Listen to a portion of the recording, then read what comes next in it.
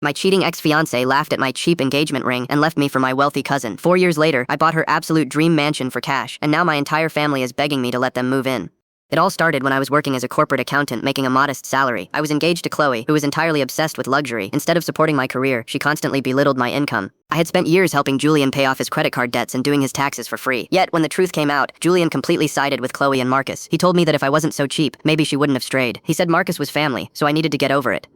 My own parents agreed, stating that family sticks together and that I was simply being dramatic. I worked 80-hour weeks and even sold my grandfather's rare vintage watch to build our savings. The breaking point arrived when I surprised her with an engagement ring I saved a year for. Instead of being happy, she actually laughed out loud.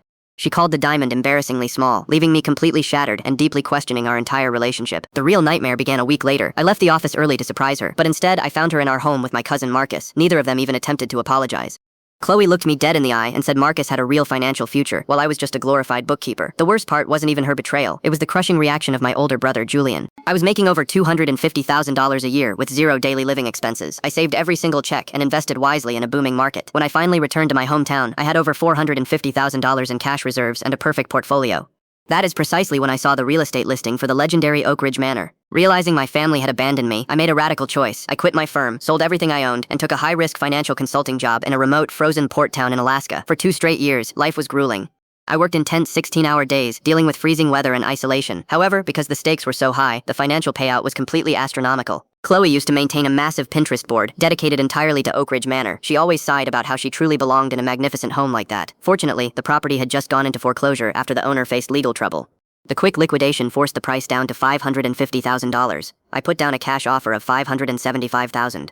I closed the deal in 10 days and kept it quiet. However, the agency posted a feature on Instagram celebrating the mysterious cash buyer who saved the manor. Within 2 hours, my phone, which had been silent for 2 long years, started blowing up with texts.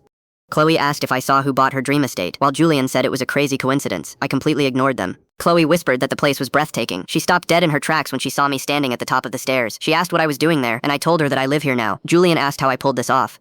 I told them that when you aren't funding a cheating fiancé, your bank account grows fast. I ordered my security to escort them out. Some bridges deserve to be burned. On moving day, I hired a massive moving service and ensured their trucks were parked outside for days so everyone could see. The following weekend, I threw an exclusive catered party for my new neighbors. Sure enough, the uninvited gatecrashers quickly arrived.